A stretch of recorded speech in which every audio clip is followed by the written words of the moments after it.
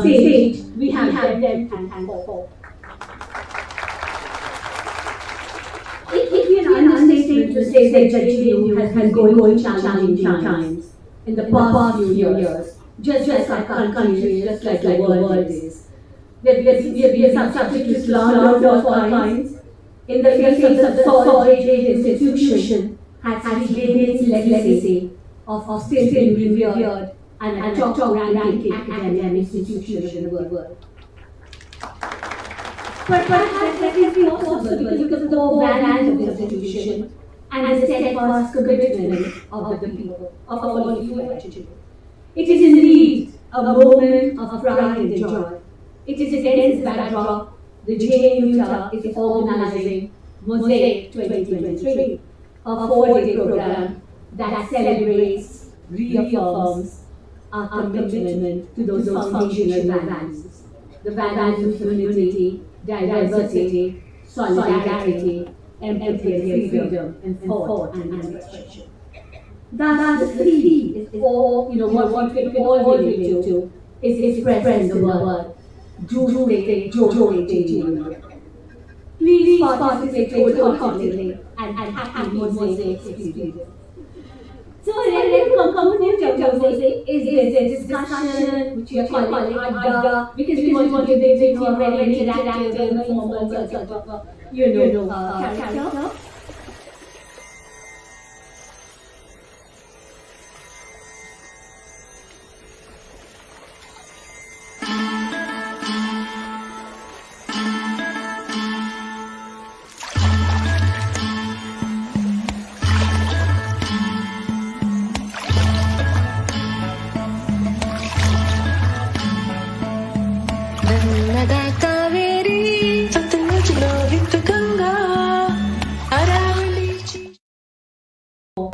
What remains to be done. We could not have hoped for a better panel to address these themes than what we have today. So it is a great pleasure that I welcome Janaki Nair as the moderator of today's panel. Janaki, no introduction to a changing audience. She was, but I don't like the past tense. She is a professor of history at Joya University. And she sort of went out of the teaching system in 2020. Modern India. She's also a scholar, public intellectual who intervenes actively in issues related to gender, education, and democracy. Her most recent publication is an edited volume on common schooling, education experiments in 20th century India by Oren Swan. It is a special pleasure to welcome Janaki Mosaic.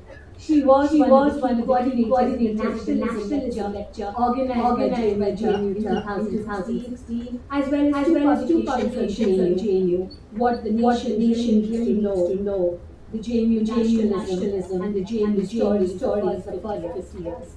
Let me hand over to Janaki and invite her to introduce a very distinguished panelist and start the conversation. But before I hand over to Janaki, on behalf of JNU, we would really like to hand without this could not have happened. Without whom we could not have done mobilization, and that is our fabulous team of volunteers. Thank you.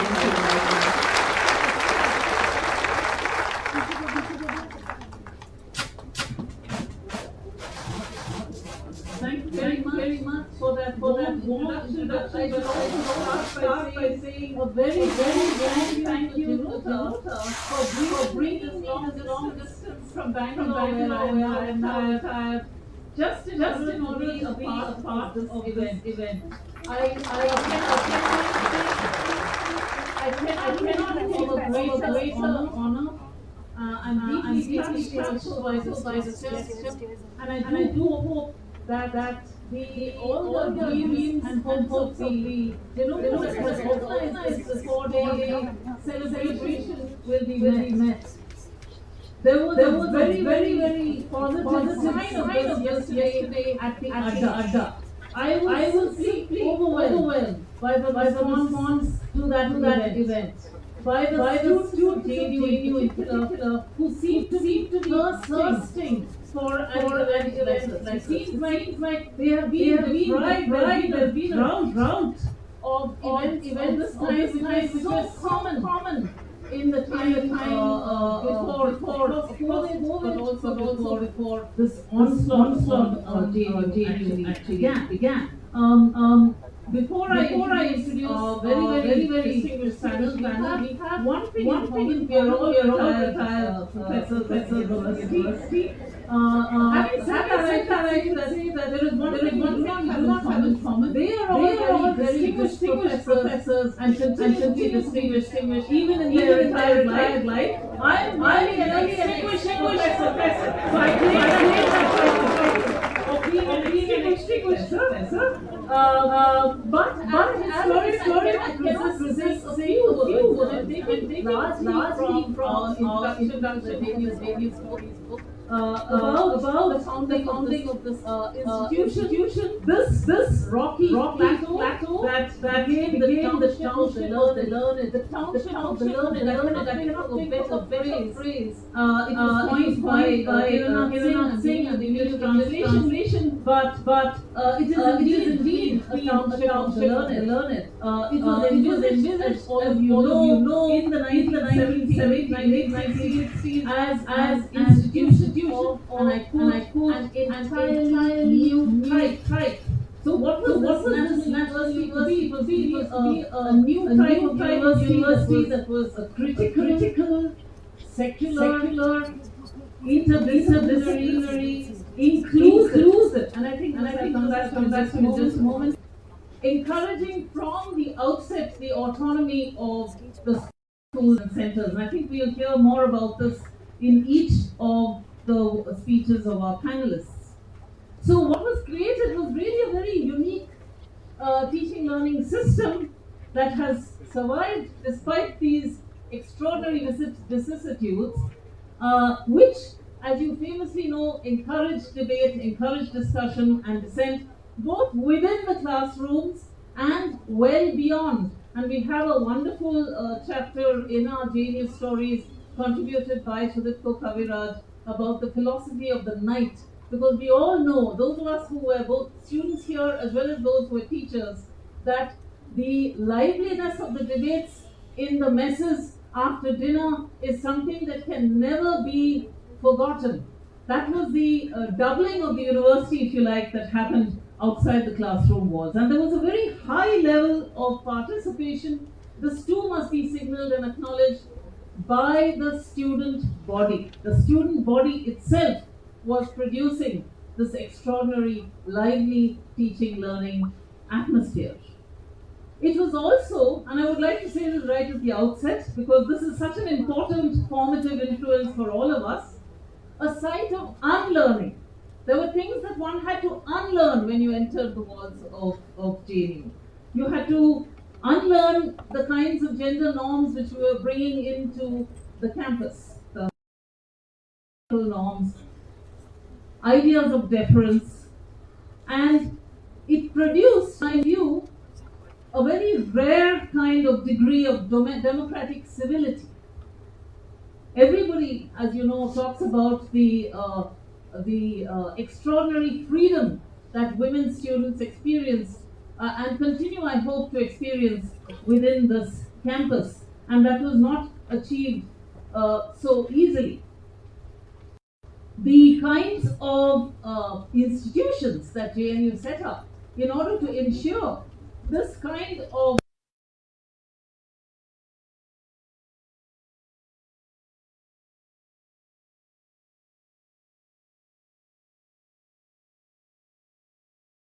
had to be unlearned in these spaces through, such innovative measures as the student body elections which were conducted by started up by the students themselves, and of course the very fine contributions that were made by the GS to ensure gender sensitivity and protection against sexual harassment.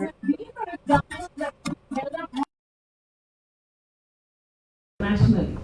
We also have a rather unique system which was introduced in the mid-70s itself of deprivation points, which improved the extraordinarily rare inclusivity of this campus on the basis of regional, class and caste deprivations. I want to just signal one more thing, and that is the reputation of JNU as a space of academic excellence is not unwarranted.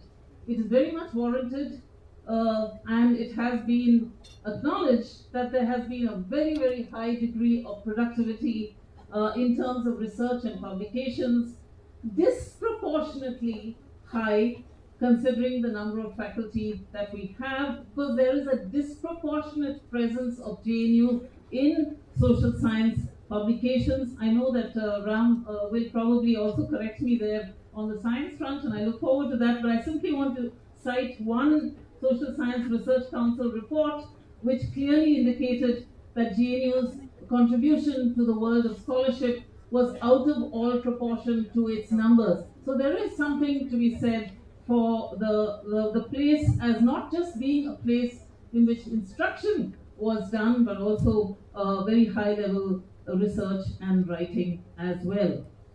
And it is precisely the achievement of this township of the learned and the widespread presence of JNU as a very special critical way of thinking across India, because now, as you know, we are no longer confined to these to this campus and to these walls.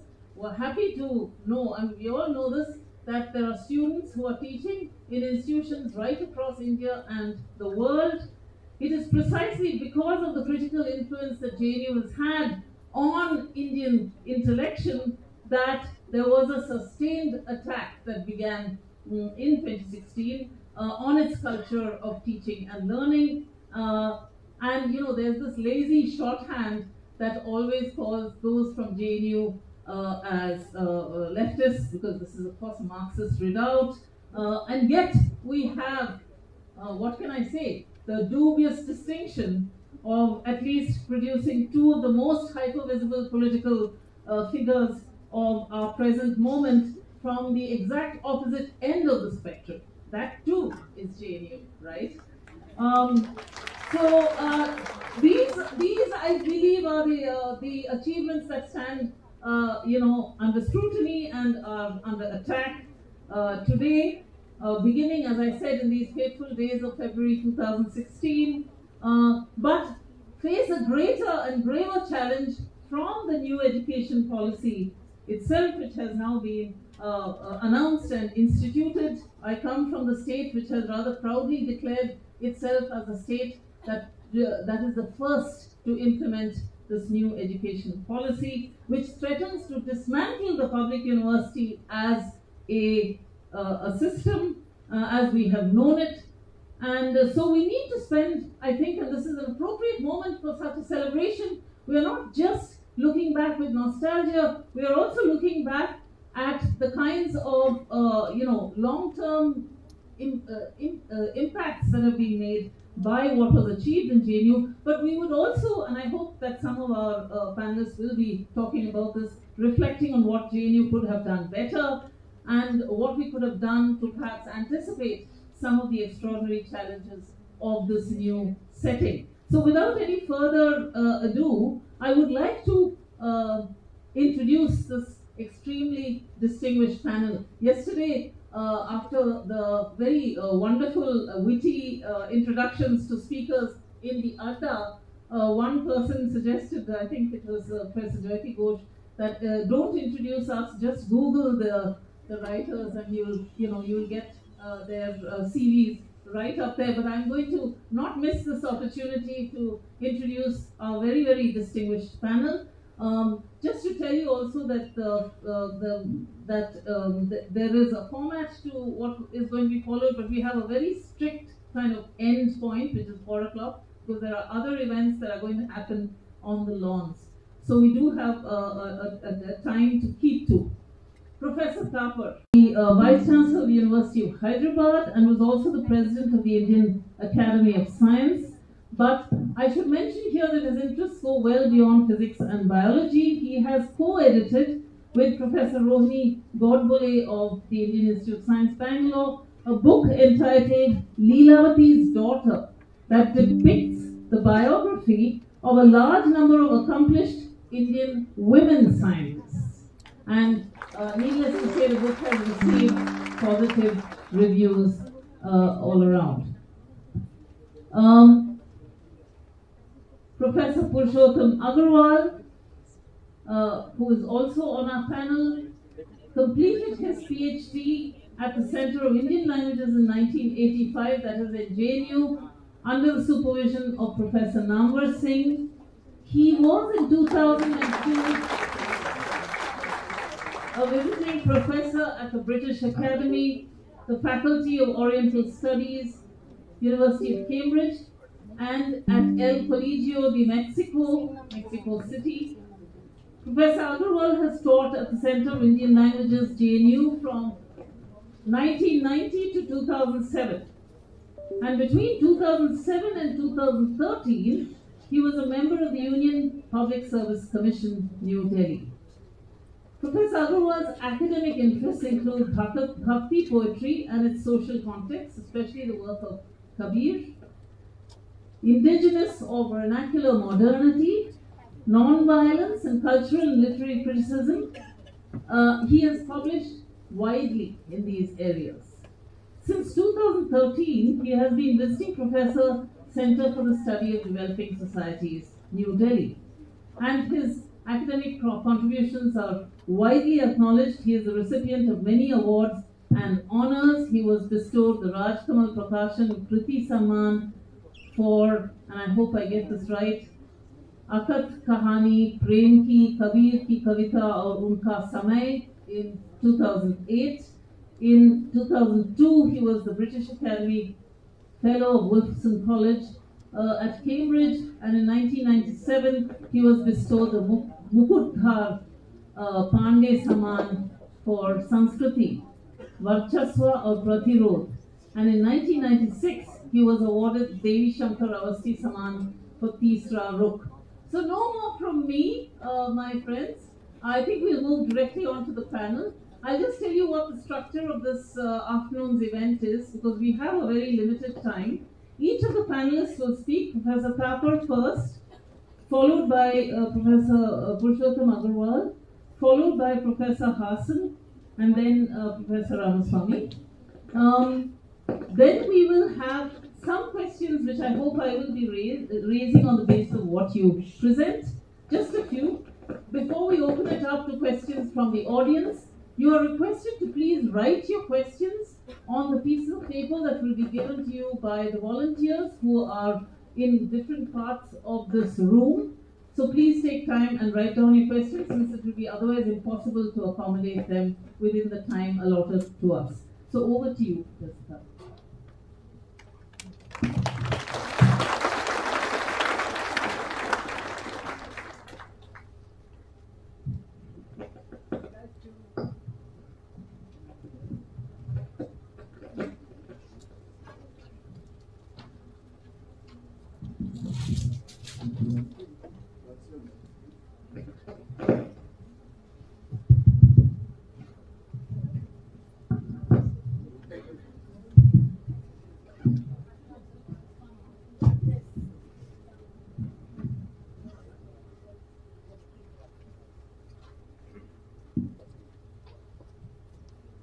May I thank Jutta for inviting me to speak here this afternoon.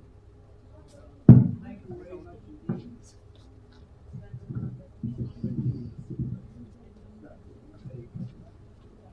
Thank you very much indeed for the invitation. I belong to a period when there was no Jutta, so I'm particularly happy that I was invited today.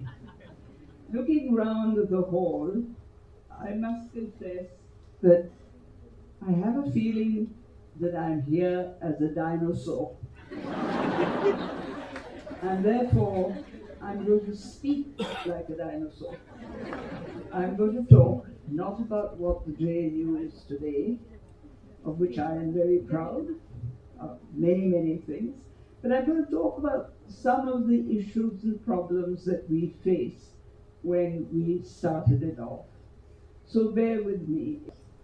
And to use that knowledge purposefully to enhance existing knowledge and to understand better how we have arrived at the present and what does the present actually mean. This is something that most of us don't really understand, and we should be understanding. And that's very, very important. This unfortunately has not been the general approach to education. I mean, in this country, before independence, we were learning as an institution is, he understood the functioning of the university in society. Not every vice chancellor understands that. But because he had such a strong academic interest, he also understood the academic problems. So he was the kind of person who would say to us as we sat together and discussed things like GAN, it was an intellectual challenge to be with people with whom you would put out an idea and say, I think we should teach this, and they would turn around and say, what rubbish. You realize what this means? And then they'd tear it to bits and we'd start all over again. It was a very, very intensive brainstorming that we went through in that early semester of 1971, and I'm very grateful for it because we cleared out a lot of mess and got to the point much more easily. The point about drafting courses at that stage was that, of course, we were not observing the year-long system. We were not doing a BA course that went from July to April and had an exam at the end. We had a semester system. Now remember, a semester system 50 odd years ago was something very new. And people kept sitting around and saying, what is a semester? What does it mean? And some of us had the experience of teaching in universities abroad that had semesters, others didn't. And so that was part of working out what it meant. And what we meant by it was that you take up a question, an academic question in your subject, and you cover it in that semester. What do I mean by covering it? You asked questions of it, you went through the existing information on it and the existing knowledge on it, and then you said, right, now how do we explore this further? What are the directions we can go in? And you took up those directions and you began to ask questions. And the course then was very much concerned with gathering the information that exists, but asking questions of that information. And that really was an important, very important aspect of the semester system. Teaching was by lectures, of course, supplemented by tutorials. For granted now, nobody even asks them. But remember, when there wasn't this system, no university had tutorials. And we were the first who stood up and said, no, every coursework has to have 2 tutorials per semester. This again was very new and made us think. It was as much of a bind, as it were, on the faculty as it was on the students. The students kept saying, but this is not how we've been taught elsewhere. And the faculty had to think afresh about what are the questions that you have to ask, what are the topics that what do we mean? Indology means a narrative about the Indian past, history as Indology. It's very simple. You started the year by saying, this is the period we're going to study, these are the books you have to read, and then the story went on and on and on and on about people and events and what happened till you came to March, when you stopped teaching and you gave them time, the students time to prepare for the exam. Now, instead of that, what you got now was, say, not a continuous narrative from beginning to end, but topics and problems that were picked out. And students were being taught how to discuss them, how to write about them, how to research them, even more important. When I say topics that were picked out, I don't mean random topics. There was a framework within which each specialization worked out its topics. And what was this procedure that we adopted? We were assessing, first of all, very important and particularly important today. Unfortunately, we live at a time in this country when evidence is simply not taken seriously. Nobody asks for evidence. You can get up and talk utter rubbish and say, I believe it. And no one is going to say, what is your evidence? So we started off with teaching students about evidence and how important it is, and more than that, how do you test the reliability of evidence? Because not every statement you make is evidence. You have to test the reliability and prove its reliability. The emphasis then was on professional methods of training scholars in a discipline. Terribly important. And that's precisely what we suffer from today. There is, particularly in a discipline like history, a frontal confrontation between the professionally trained historian who tests the reliability of evidence, the generalizations that are being made, the statements that follow, with a whole bunch of people who have no idea what the evidence is, or if they've read it in translation, in some wretched author translation, which is not reliable, and who then proceed to make statements about that particular subject with really no evidence and no knowledge. And this is, I think, one of the crises in both education and in our intellectual life today. You cannot have rampant, non-evidence, non-reliable statements being made and being treated as serious statements that have to be discussed. This is a crisis that we are facing and which we have to find a way out of. And obviously this conflict will remain and will continue until education improves to the point of people realizing the centrality and the crucial basis of the reliability of the evidence that you turn to. And in all this, therefore, we as academics were very protective of one foundational idea, our right to think freely. Because if you're going to question knowledge, and if you're going to say that, we are going to question the reliability of evidence and prove whether it is reliable or not, and all the other questions that follow, you have to protect your right to think freely and not be forced to think in particular ways. So, what did this mean? That we had to discuss all that the students wished to discuss. And the difference was that in our lectures, for example, in JNU, we began all our courses by saying to the students, whilst I am speaking, if there is anything that you A, do not understand, or B, you disagree with, please stop me and we will discuss it. And this is true of everybody that taught, certainly true of the History Center that I know. And so there was this constant emphasis on, if I don't understand, I can discuss it. If I don't agree, I can discuss. Discussion, going back and forth and talking about this. And remember, of course, that the special character of a university is not that you're taking degrees at the level of the BA and the MA and you're doing PhDs and so on. The special character of a university is, it is the one location and the one period in your life as students, as we have all been, where the independence of thought has to be free and primary.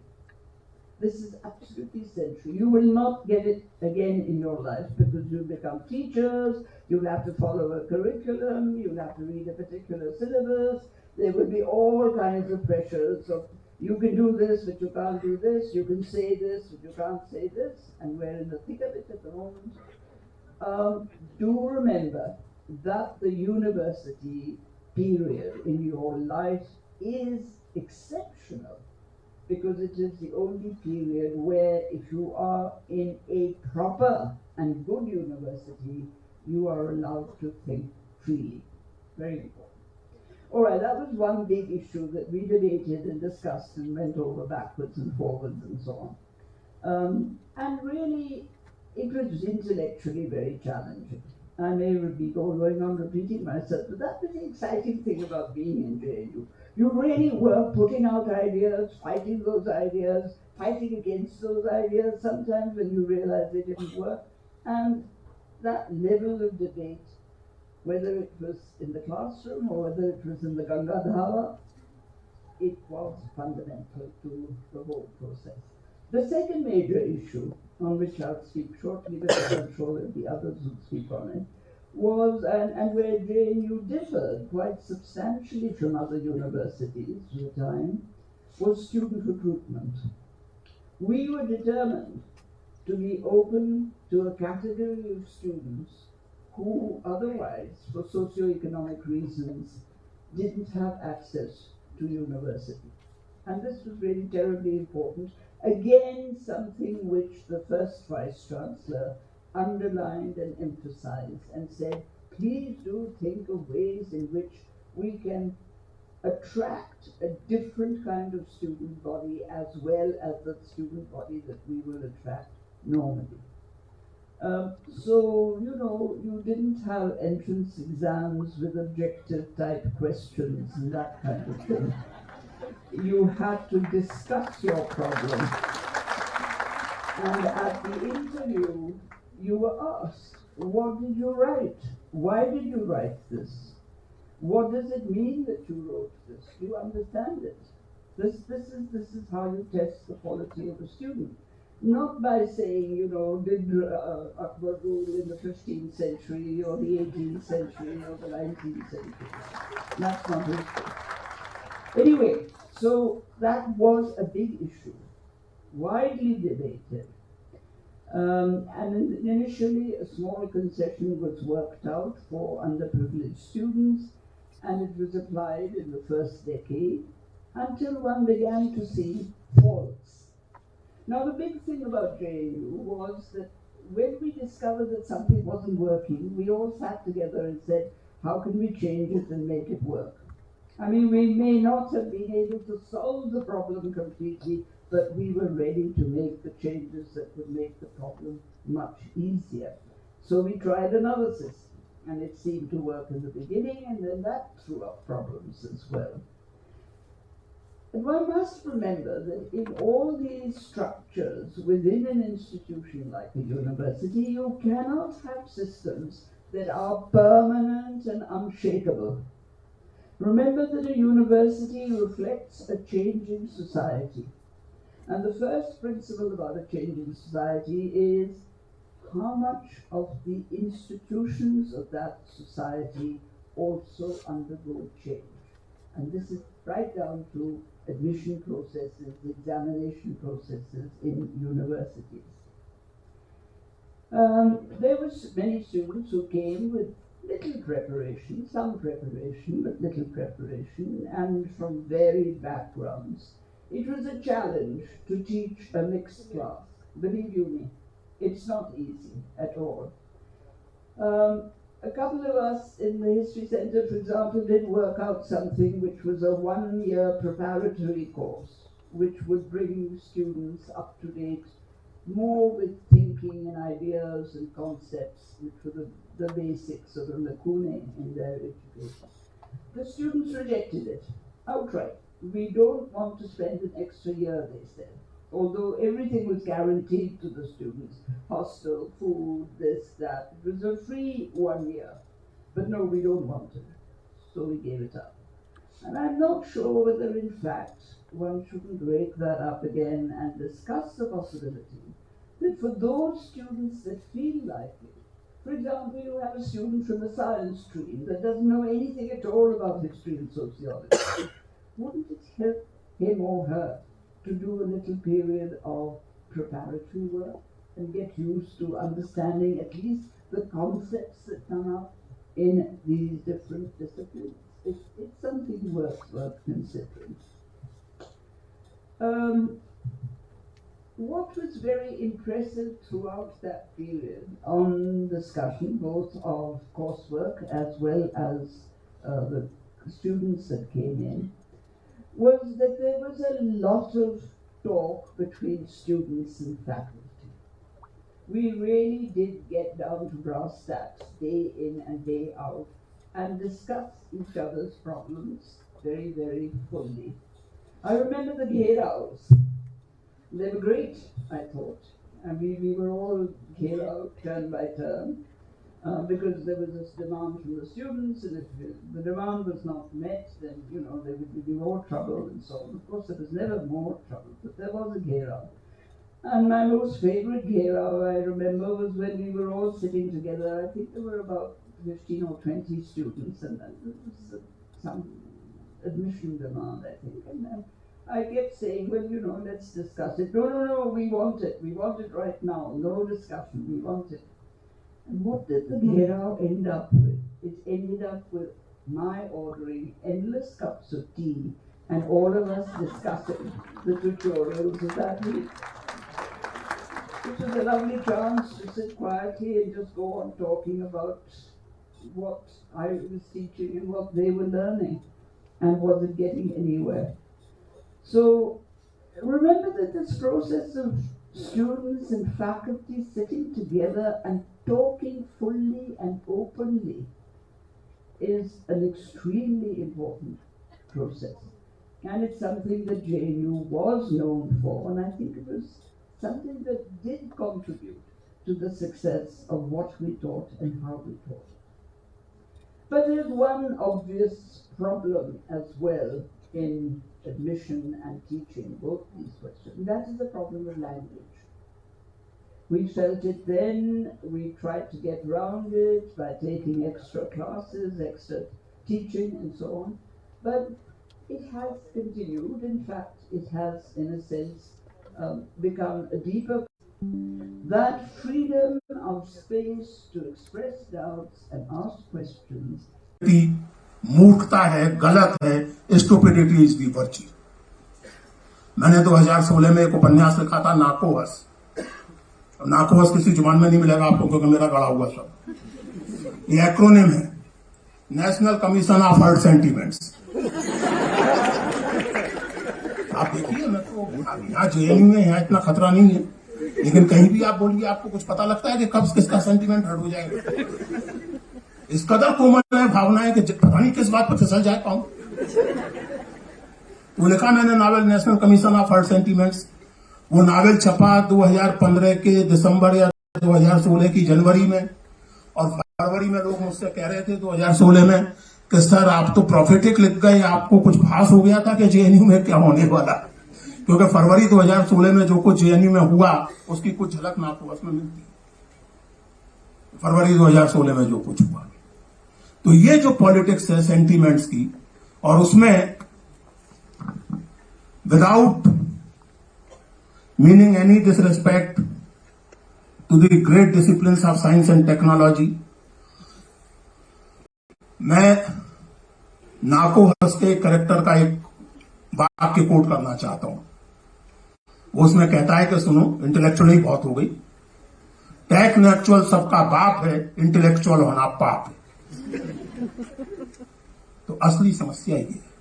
JNU पर attack इसलिए नहीं है कि उन्हें ये building पसंद नहीं है या उन्हें यहां बैठे हुए चेहरे पसंद नहीं है।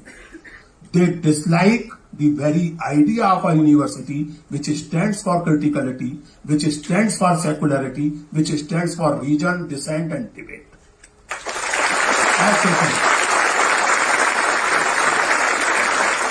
और इसलिए बचाना चाहिए जेएनयू को। अब हमारा तो ये है कि वैसे हम अपने आप को समझाने के लिए कहते रहते हैं कि बुढ़े नहीं हुए, लेकिन हकीकत तो जो है सो है।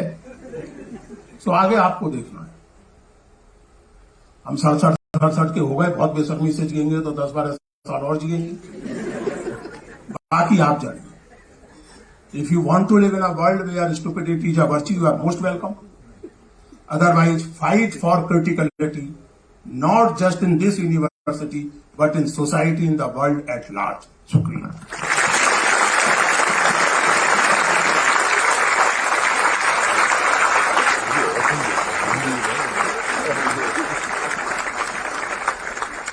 I realize that this should have been a 3-hour panel and not a 2-hour one, because there is so much interest in hearing what each panelist has to say.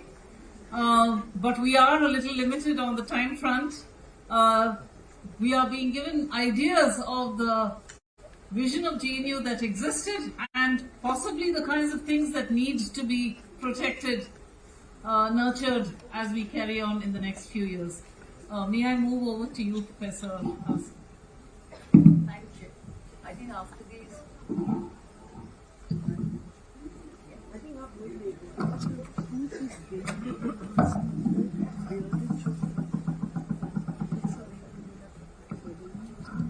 Can you hear me?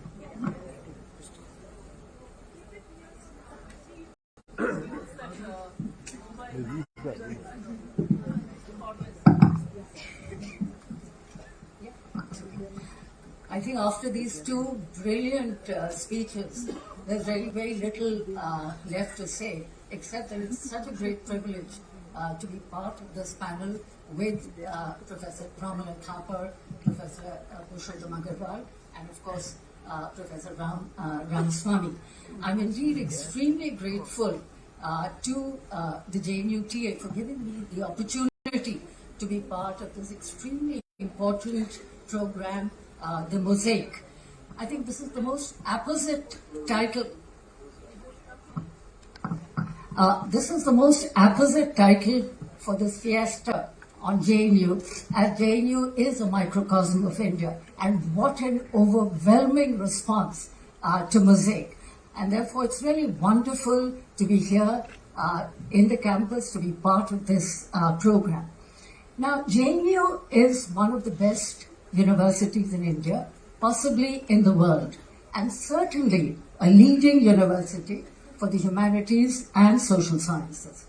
It has had a remarkable combination of good faculty and bright students. All of you are here, and very bright students from diverse backgrounds.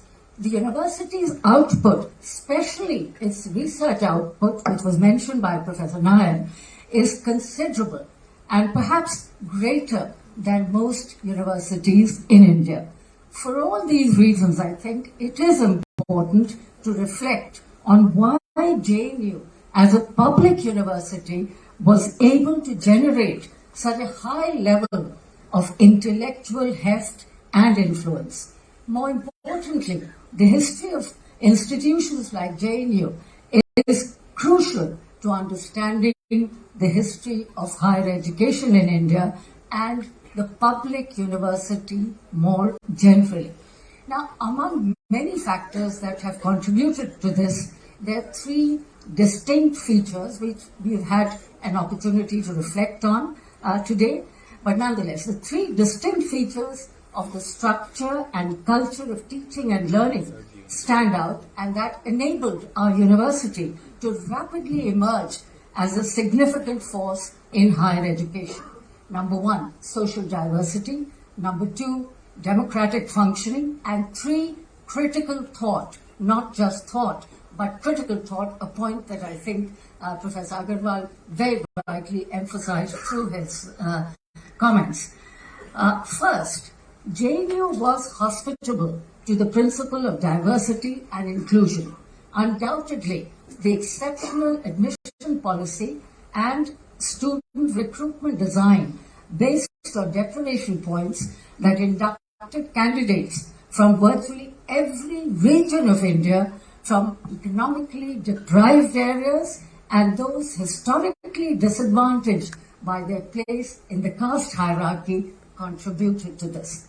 This is a very, very special characteristic of the university, because it isn't just regional, linguistic or gender diversity, but also, and I emphasize this, and again a point that has been made by rather eloquently by Professor Purushottam Agarwal. So it's not just it is not just regional, linguistic or gender diversity, but also the diversity of socioeconomic backgrounds, and this is crucial. And the OBC reservations that were introduced in the university have added to this dimension and made it even more diverse. Second, the JNU was a pioneer with regard to democratic functioning. It was built as a self-regulating university with a high level of democratic participation of teachers and students. And I emphasize that teachers and students at every level, starting with the student faculty committee in every center, which seems to have fallen into disuse. What came out of this participative democratic structure was that consensus was built within the university community from center to the school and to the university. Democratic functioning, I must emphasize, was sustained by the tradition of responsible student politics. That was one of the striking features of this university, and a very unusually high level of participation of students in the conduct of the student union elections by a student-run election commission, which kept, and this is again important, which kept the election processes free of violence and money power, which has been the bane of student union elections in most universities, especially in North India. But we know, alas, that the university has changed in most respects. It has been centralized to the detriment of decentralized democratic processes.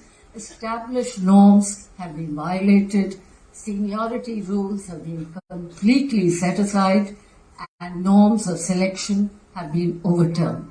In short, JNU has never functioned in the way it is functioning now, or at least that is what one hears from colleagues, because I have, along with my colleagues, been retired for a long time, but we are in touch with the university, and that is the sense we get. Third, and this is really the critical part, third, the democratic ethos of JNU fostered critical thinking and questioning, a point that Professor Romila Thapar made so very nicely, and not the pursuit of certain beliefs or dogmas as is commonly believed about JNU. Everyone in the university was not ideologically on the same page. There was a contestation and multiplicity of opinions and views. This meant a frequency of debate and discussion, both on matters academic and, above all, the world we live in. And from these discussions emerged a critical understanding of history, society, economy, and polity. This understanding produced critiques that questioned the dominant ideologies of class, power, and nationalism, which exasperate regimes that insist on conformity and, above all, dubious knowledge and fake knowledge. The university conscious, and this is extremely important, and perhaps accounts for why we were such a unique institution. The university consciously decided not to be subject to the imperialist discourses in social sciences, and abjured merely repeating whatever happens to be fashionable at the time in the metropolis, whether in history or economics or politics or other subjects. That gave it a very special character, a very specific character and gravitas. The idea that scholarship was not just for self-promotion and building your CV, but in the interest of the people, in some general sense, in howsoever a vague sense, but the fact that we are interested in the life of others and not just our own. This is, in my view, what accounts for the great significance of this university as a progressive institution. Now, given its status as a leading institution of higher learning, the criticism and the bad press it gets is nothing short of astonishing. It is hard to come across any serious criticism based on the university's academic performance. It is as if the critics, and there are a legion of critics, have determined that an institution cannot be judged by its academic quality alone. It must be judged primarily on the basis of its politics, and in case of JNU, its history of left-wing politics and agitations. Finally, JNU was by no means perfect, and there were many shortcomings and failures, some of which have been mentioned, and some of which I think we may have occasion to talk about. Professor Thapar mentioned 2 or 3, and I think both of them are extremely important. The whole issue of the challenge of interdisciplinarity, the language issue. Tutorials worked very well in the History Center, but did not perhaps work so well in other centers at all. So I would add actually the tutorial issue as one of the challenges that I can certainly say in the Center for Political Studies, where I taught for 39 years, was certainly an issue. So JNU was by no means perfect. There were many shortcomings and failures. But that said, it is as good as it gets in a public university in India. So what is under attack is not just JNU, but the idea of a public university and its accomplishments. And what we are defending is the idea and necessity of a public university, But every time, and I want to end on a positive and optimistic note, and I think this is really the wonderful part of JNU, and we are seeing it today so nicely. But every time one feels depressed about the way the university is functioning nowadays, it's important to remember that the university community has shown amazing resilience and resistance. The remarkable response of the students, the teachers, and others in defense of the democratic and intellectual traditions, the spirit of JNU, or what you call the criticality of spirit of JNU, is quite extraordinary. It's absolutely splendid. JNU survives and will continue to thrive. Also, I hope, and I think there are indications that it will continue to thrive in the future, despite the concerted attempts to pull it down, to stifle the right to debate and discuss, the right to inclusive and affordable public education, and above all, the right to criticize the state, all of which contributed to the uniqueness and the wonder that is JNU. Thank you.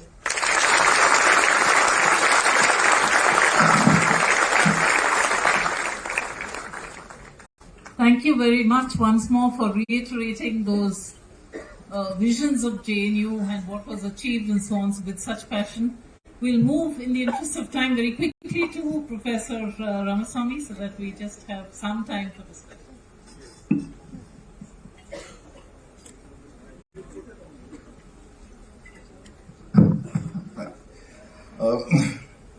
Thank you very much, Januta, and thank you very much, colleagues, for including me in this panel. It is a daunting task to follow my colleagues from the social sciences, but perhaps it's just as well to remind all of us that JNU also has many science schools. And I taught at JNU for 32 years, and I do not believe that I have ever seen a hall as full as this for any science talk. I don't know why you're clapping. It should be a matter of some concern. I came to JNU in 1986, and as Janaki pointed out, I left the Tata Institute of Fundamental Research in Mumbai to come here.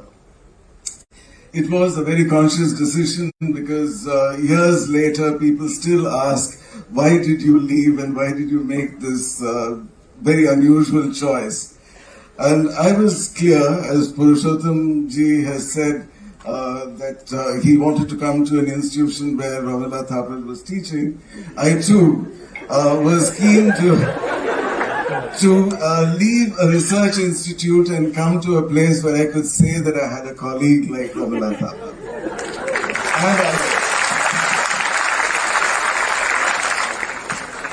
What was nice about JNU, and I came here during the time of P.N. Srivastava, which is after the events of 1983, the JNU was keen to do things in very different ways.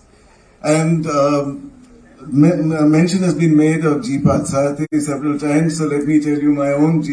Patsati anecdote. In 92, when I happened to be the Dean of the School of Physical Sciences at that time, I had occasion to meet GP, and GP was rambling discussion about the beginnings of JNU and so on, and I thought I would share with all of us two features which I'm pretty sure many people are not aware of. There was an American architect, scientist, inventor, philosopher, maverick called R. Buckminster Fuller.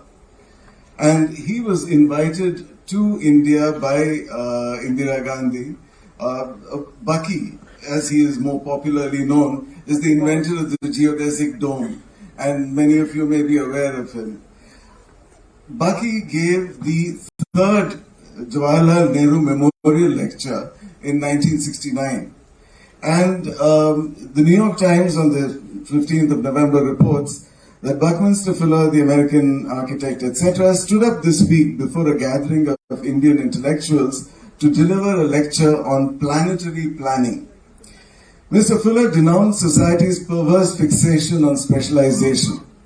The more specialized society becomes, he says, the less attention does it pay to the discoveries of the mind. He met our first Vice Chancellor, G. Patsati, and this GP told me, anecdotal of course, and he made a very deep impression on him, and some of these have gone on to form what we see here today. One of the things that GP told me about Bucky was that he had brought him to this campus, which at that time was a wilderness, and asked him how to develop it, because this man was talking about planetary planning in 1969. And Bucky told him, leave it wild. Do not make it the manicured South Delhi, the Central Delhi, manicured Bista, Lutyens Delhi. So Bucky is the one who saved us from being Lutyens style. The other thing, of course, was the plea that he made at the Nehru Memorial Lecture, which was a plea for generalization. Specialization, as Bucky said, tends to shut off wideband tuning searches, that is his own invention, that prevented the discovery of all-powerful generalized principles. I think that some of these ideas were crucial to how GP thought and envisaged the university, because I know, again anecdotally, that he did consult a lot of people in setting up the various schools. The School of Social Sciences in particular had a great advantage because there were leading intellectuals here already. But there was both a physical and an intellectual wilderness in which he had to seed some of the other schools. The School of Life Sciences started also at the same time as the School of Social Sciences, right at the beginning. But there were no eminent biologists that GP felt he could turn to. He asked instead Obaid Siddiqui, who was then at the Tata Institute of Fundamental Research, and others, to set up a plan for how the School of Life Sciences should come about. And Siddiqui gave a very revolutionary idea: merge everything that's called botany, zoology, microbiology, whatever, into one school that would study the life sciences. In 1969, 1970, when it was being set up, this was extremely unusual. Even today, there are only many universities have departments of botany and zoology, and not everybody has life sciences, so it was very important.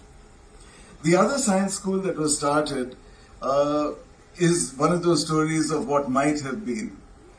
Some of you may be familiar with the name of George Sudarshan, who was a remarkable Indian physicist who remarkably missed the Nobel Prize twice. But he was talked about to start the school of what was then to be called Theoretical and Environmental Sciences. George, after a lot of running around, eventually did not come to JNU.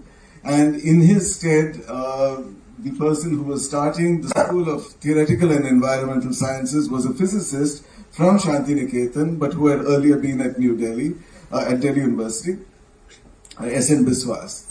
So the School of Theoretical and Environmental Sciences started with a group of theoretical physicists, and then when Biswas left, it became the School of Environmental Sciences, and then so on and so forth. But there is a small core of physics in the School of Environmental Sciences, and these were two schools that started in the 70s along with the social sciences. SPS, the School of Physical Sciences, where I belong, did not start until 1986, and that was an idea of P.N. Srivastav, that instead of doing physics, chemistry, mathematics, and the usual departments, again, I think this goes back to Bucky's idea of, do not specialize too much. Wanted a general school that would have these disciplines flourishing together. In the initial appointments in 1986, they did choose people from both physics and chemistry and mathematical physics. But in the end, finally, only 3 of us joined. Vaidyanath Mishra, who was the first dean, who was a mathematical physicist. Sushanta Dattagupta is a physicist, and I nominally am a chemist, although sometimes one wonders. After JNU particularly, I don't quite know where I fit in which little block. Anyway, but the point is that when we started SPS, the School of Physical Sciences, many of the things that Romila has talked about, that Purushottam has talked about, Joya, this was in our mind. We were coming from very disparate systems. I was coming from a research institute where there were no students, or very few students. Suddenly to have councils where student representation was important, etc., was very, very unusual. Setting up syllabi, you did it in the 70s, Romila, we did it in the 80s, and it was a nightmare because this was a school that did both physics and chemistry. Not to mention mathematics and so on. So we floundered. We did not go the way that P.N. Srivastav wanted, but we went away. And in a few years, I think we made a remarkably good department.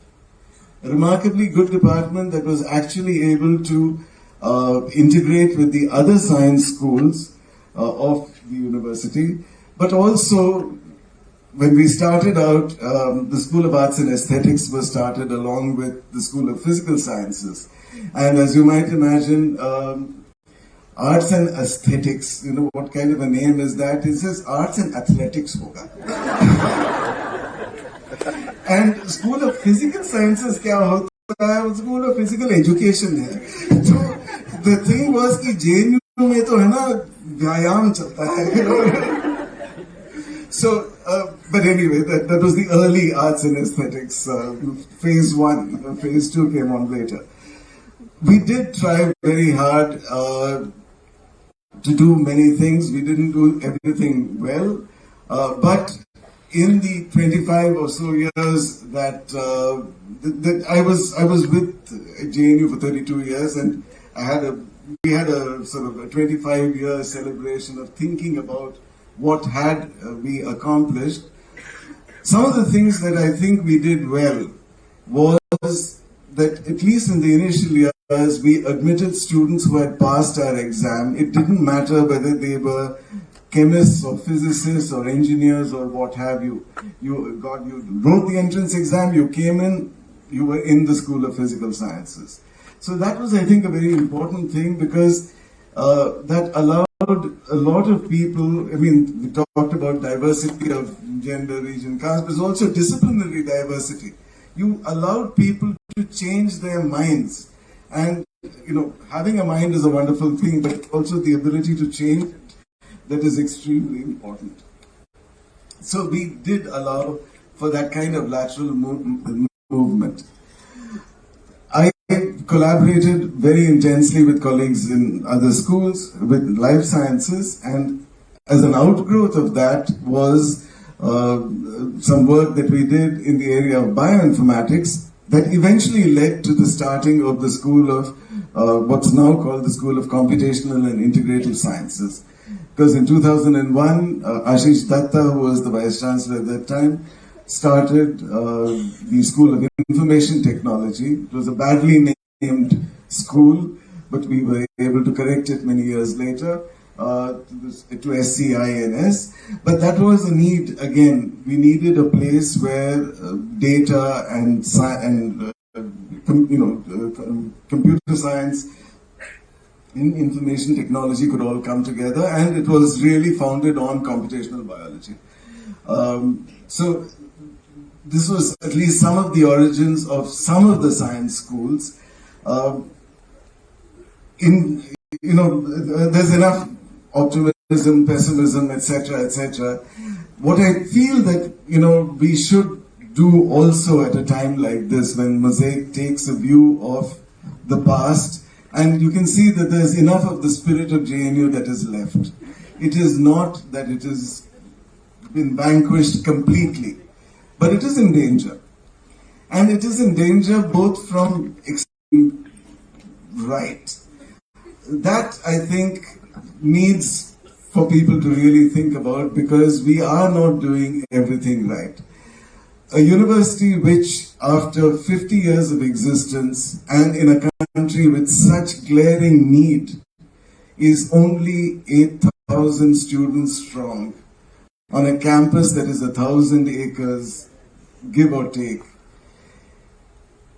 It is inclusive in whom it admits, but it does not include everybody who needs education and needs to be admitted. So I really feel that we do. I mean, if I were to sing the single point which I feel is that we have not grown. We have widened our arms and all that, but we have not grown as much as we should. 50 years in the life of a university which has been given so much public land and so much public trust, at least until the last 8 years or so, it is something that we need to hold on to. And I hope that in the future, the law of large numbers will pay some dividends to all of us. Thank you.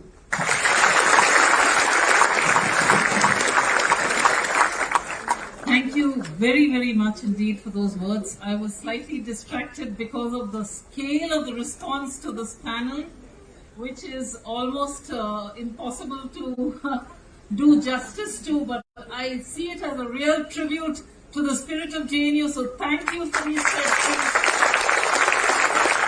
I think even if I just read these questions out, I will exceed the time limit that we have been allotted.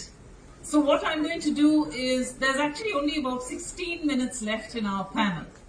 And I had one or two of my own questions, but instead of asking them, since I think I've spoken enough, let me articulate them through the questions that have come to us, because they are in some ways mirroring some of my concerns.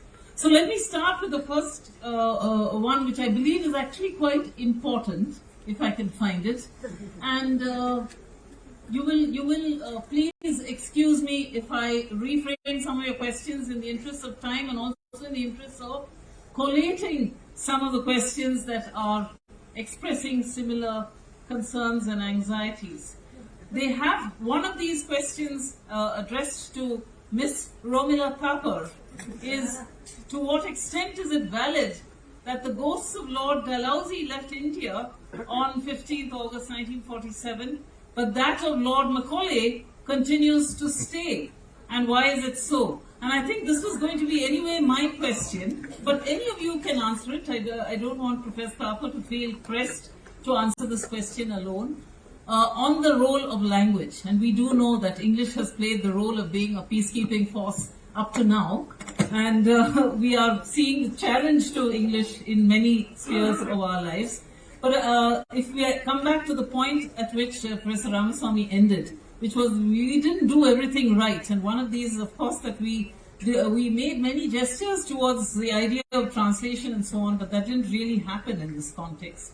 What is your sense of what is possible to, I know that you have outlined yourself the necessity of bilingualism, but that's not going to solve the problem in a university which is, bringing students together from many different parts of the country.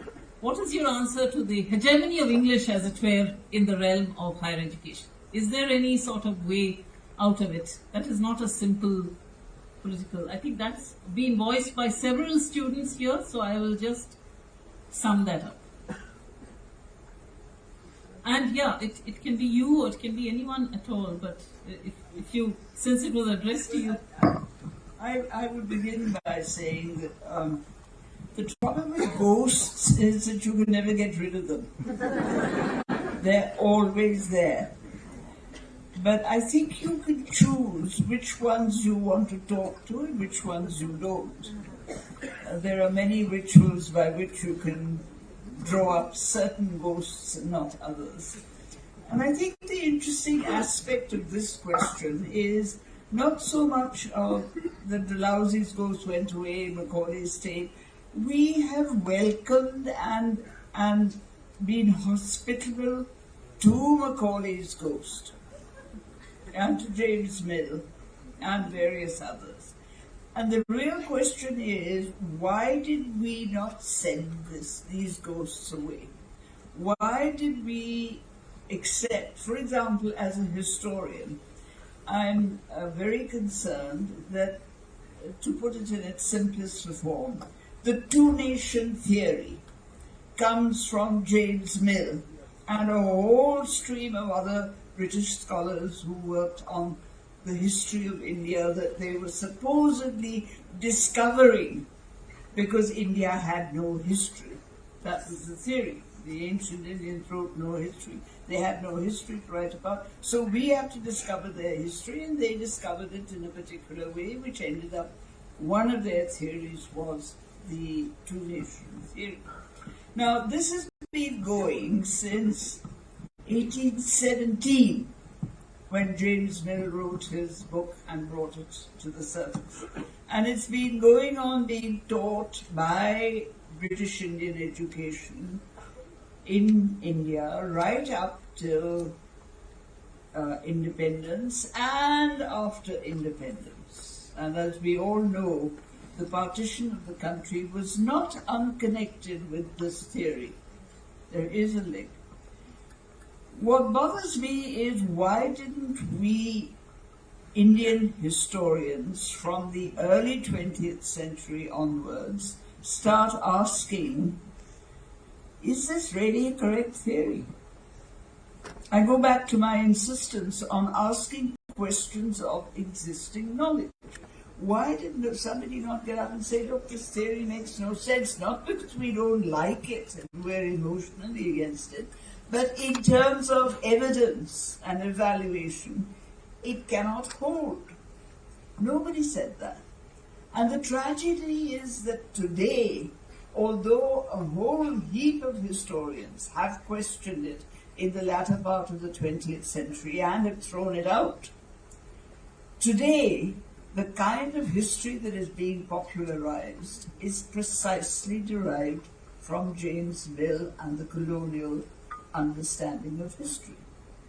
Why can't we get rid of that colonial understanding of history and say, now we're going to question what actually happened and look at the evidence? This is a much bigger question than, JNU and history and all of that. It's a question of an attitude of mind, it's a question of a way of thinking, and it is a question of the basic imprint which colonial scholarship has made on India, which we are reviving in disguised forms and really not questioning in the way it should be questioned. It's not enough to say, oh, this is what the British taught and therefore we get rid of it. हमारी भी history थी, हम भी करेंगे जो हमको सिखाया गया था, हमारे पूर्वजों ने वो That is not the answer. The answer is that on the basis of the modern technologies and knowledge systems that we are otherwise appropriating in terms of the way we live and the material culture that we've adopted, the Wawa, people going off to the planet and to the moon and this, that and the other side of that story is you use that knowledge of questioning to question theories about society and history and everything else, just to be certain that those theories are not garbage. And this is a very important issue, a very important question that we have to ask ourselves.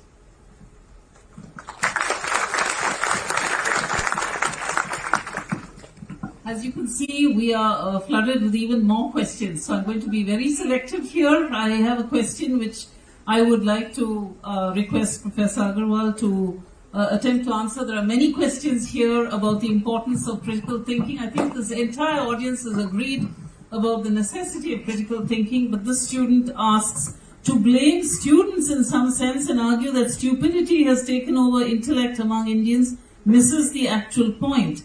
Structures are constructed by the current dispensation, which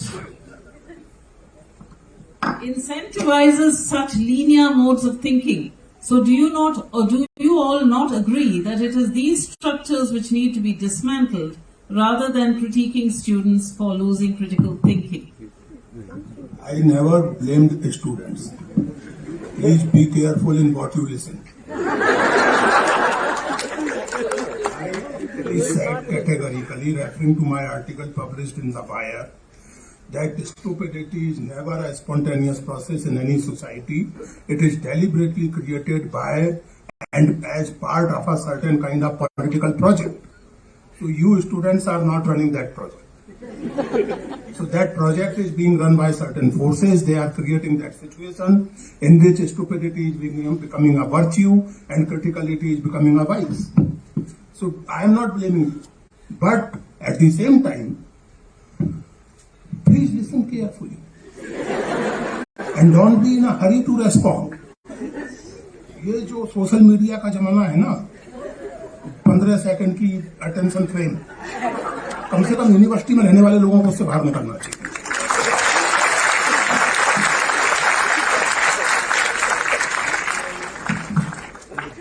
Thank you very much. As I said, it is astonishing that some of the questions that the students have asked are exactly mirroring the ones I had in mind. This is to Professor Ramaswamy, particularly on the question of interdisciplinarity.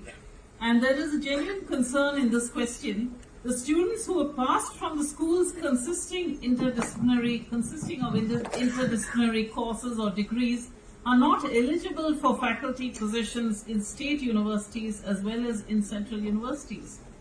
And he goes on to say that he or she goes on to say that this is, I did MTech and PhD from SCIS JNU, but I'm not eligible in faculty drives in subjects such as botany, zoology, etc. But would you like to comment on the I know that we have a robust interdisciplinarity within certain kinds of centers like Women's Studies and Center for Law and Governance and so on. But would you like to comment on the gulf between the sciences and the social sciences and whether that was in fact at all? Well, I mean, and if so, whether this practical question since I know the student in question, I think. See, the thing is that we do realize that we work within the larger system of India. But just to tell you that it is not a real problem, many of our SPS graduates in particular who have come from backgrounds in physics have gone on to have jobs, from chemistry have gone on to have jobs in physics departments. Today, like the social sciences, SPS graduates are in virtually every IIT, every ISER, every NIT. You go across the country, you'll find people from JNU staffing these places, and a whole lot of central universities as well.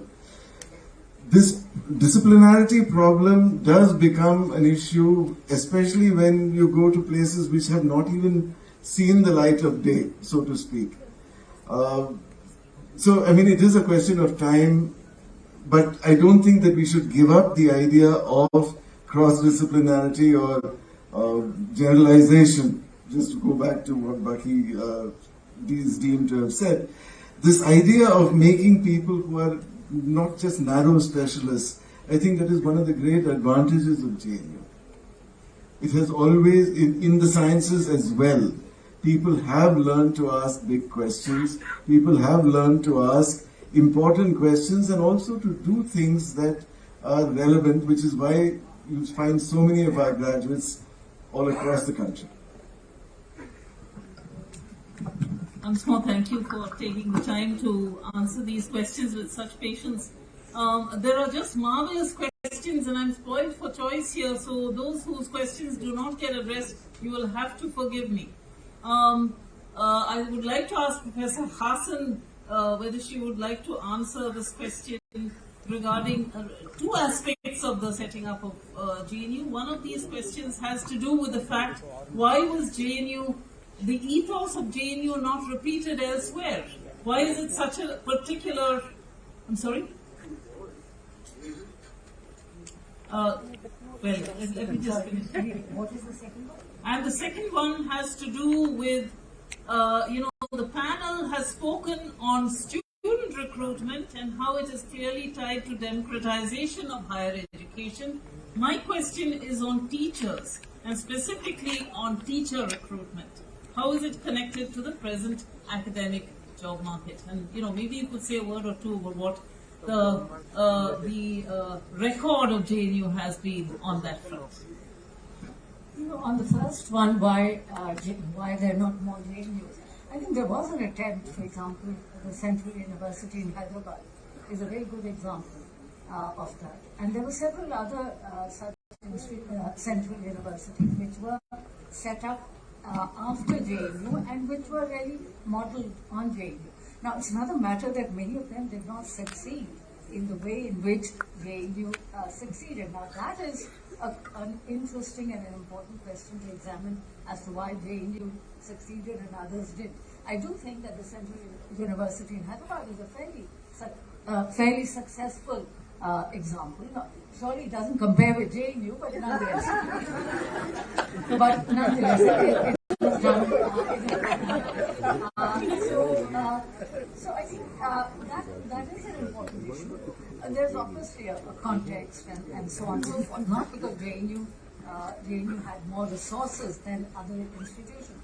I don't think so. I think it had a lot to do with some of the issues that we have talked about, which is, and I do think, and pardon me, Ram, for saying this, I do think the very fact that JNU emphasized social sciences and humanities, I think that contributed in a large measure, and not just social sciences, humanities. I think the School of Languages was very, very significant, just as the School of Social Sciences was. And I think that really, no other university had, let us say, a School of Languages of the kind that we had. Now, there is there is in Hyderabad a Center for Indian Languages, but here it was part of the university. Again, I think the School of International Studies, in my view, is again interdisciplinary and quite significant. No other university had that. So in that sense, while an attempt was made by other universities to do the same, but for a variety of reasons that we have discussed, they did not succeed. Now, your second question wasn't clear to me about teachers. Which is...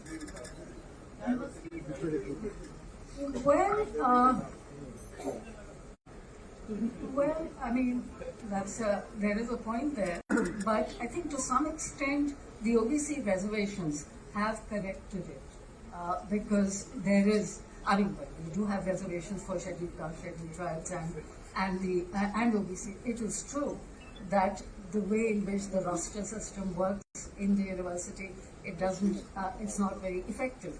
But I think, yes, that is true, that the diversity in the student community is not reflected in the same way in the teaching community.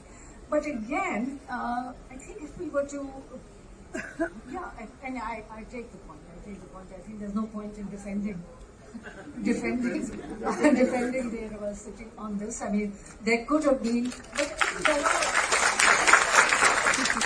there are obviously reasons why this couldn't have happened, and it has to do with Indian education, and it has to do with with the dominance of caste, upper caste in education, upper and middle classes.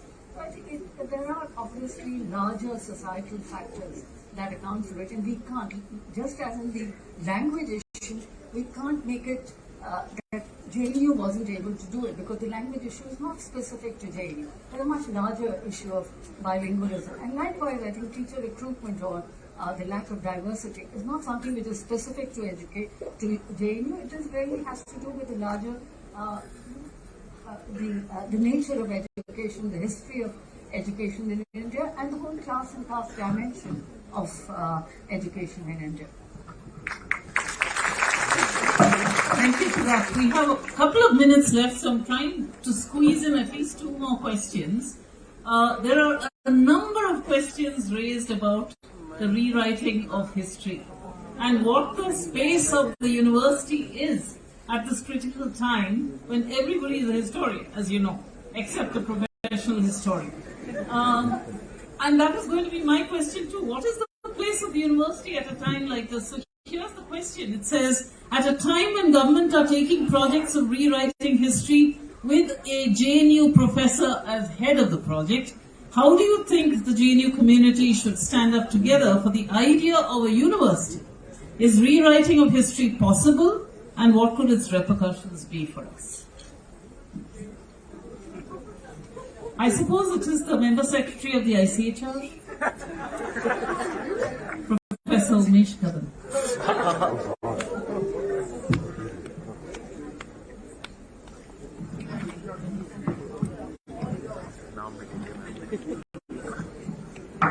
Yeah, I'm sorry, this is the kind of question where I would like to spend 1 hour this evening just going on talking about it. I have 1 minute, I guess. All right. Look, history is always being rewritten. There is no such thing as such and such a thing happened and this and that period, and that is the end of the story. Because there are always new sources that come up which make you look at the story again. For example, we are facing a very interesting situation today with the whole discussion about what used to be called the Aryan question. It started off with you knew Sanskrit very well, you knew Vedic Sanskrit very well, and you were the authority on the Vedic sources. Okay, fine. That went on for a long period.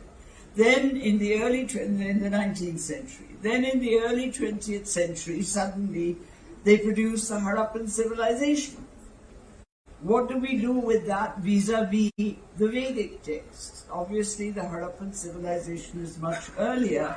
Therefore, all the theories about the origins of Indian civilization in the Vedic period and so on were questioned, because you now had evidence that went back earlier, which is why there are some people desperately trying to prove that the Harappans also were Aryans. Okay, that was archaeology that came in. You had to be a good technical archaeologist if you were going to use archaeological material, archaeological evidence for the Vedic period.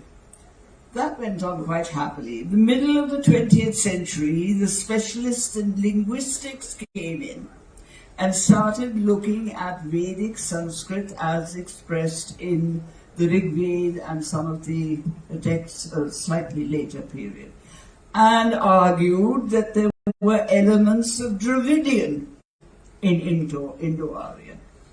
This is a very serious intervention which specialists in linguistics made. What was the problem now? The problem was that if the linguistics evidence is correct, as most people think it is, then you have to say that in the writing of these texts, in the Indo-Aryan language, there are elements of Dravidian, which means there was an interface between the Indo-Aryan speakers and the Dravidian speakers. And there's other little bits of evidence that have been put together to suggest that there was some kind of interface. All right, that's one direction. Now recently what's happened is that the geneticists have come in and are saying that the analysis that has been done of the post-Harappan burials in the Punjab and Haryana suggest some strains of Central Asian elements in the population that came and settled and lived there. And the date that they give to these elements is the same date that the Sanskritists gave to the rise of Aryan culture. Now, all that I'm trying to tell you is, in this case, I have my own thoughts about how one proceeds. All I'm trying to tell you is that the difference between the history that was written in the late 19th century and what is written today on this question takes in technologies and takes in professional training of very different kinds, which have to be considered.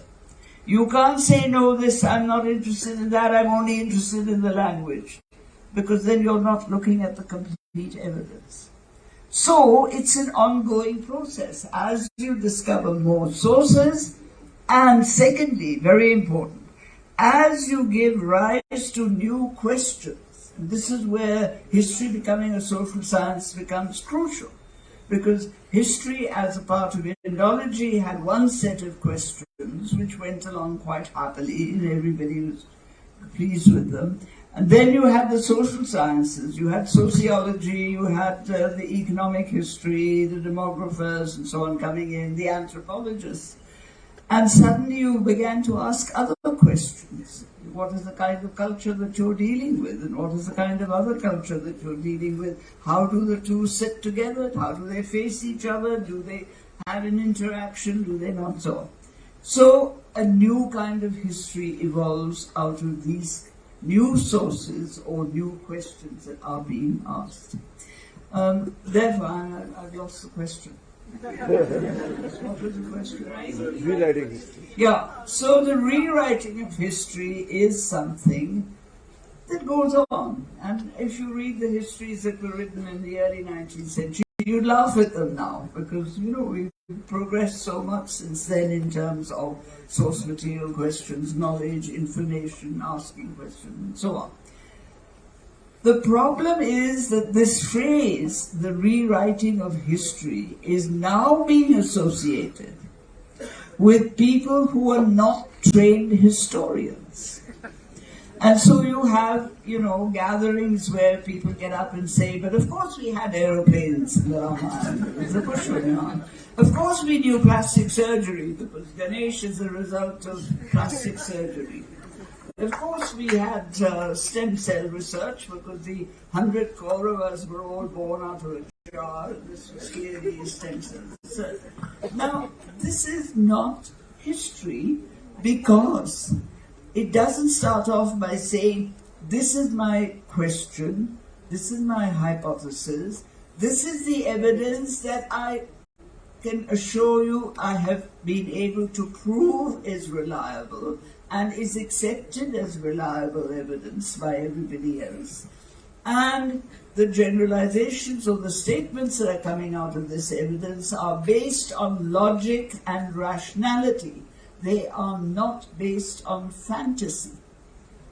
Now, there is a difference between that kind of stuff that goes as history and the kind of material that we have, and the reasons why we question that kind of writing, because we think it's an offensive insult to the discipline of history. You're not doing history the way you should be doing. You're not doing it professionally, you're not doing it in a trained way. You're just passing off stray thoughts. That's not history. So when you talk about the rewriting of history, please be clear that there are two things today that are popularly called history. One is professional history, trained historians, trained in methods. They're epigraphists, paleographers, they're Sanskritists. They have a very, very tough time doing history. I wouldn't advise any of, if I had grandchildren, I wouldn't advise them to do history because it's become a very tough discipline. There's that. And there are the others who just get up and they've heard these names, they've been talked to by various people who've mentioned these names, so they pick up the names and they invent a story and they say this is history.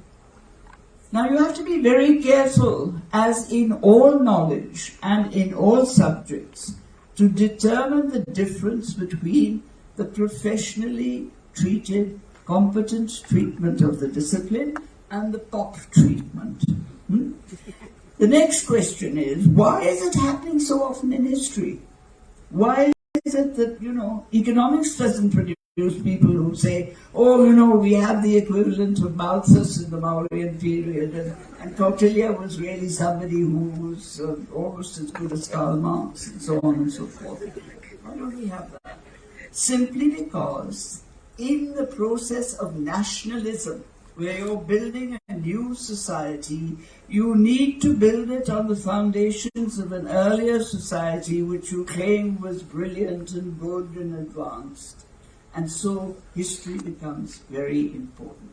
You have to use history politically then to prove that your nationalist aspirations are all legitimized by past events.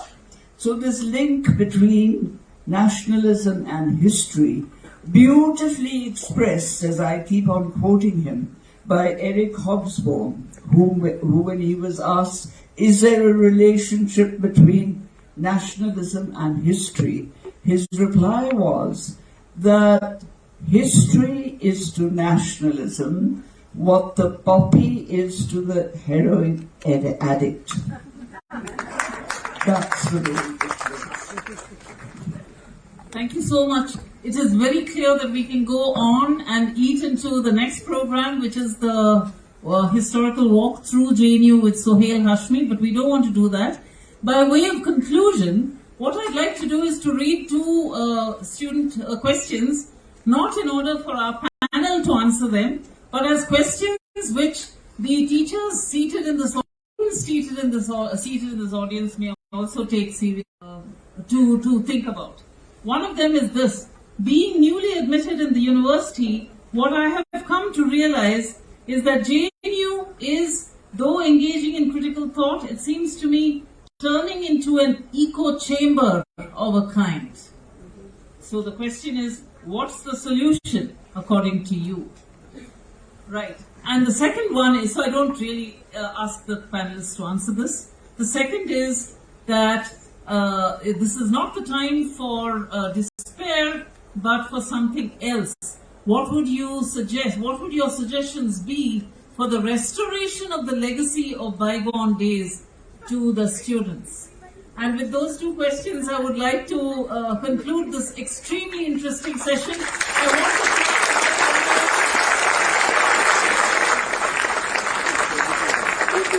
like to thank my panelists for the patience in which they have answered these questions.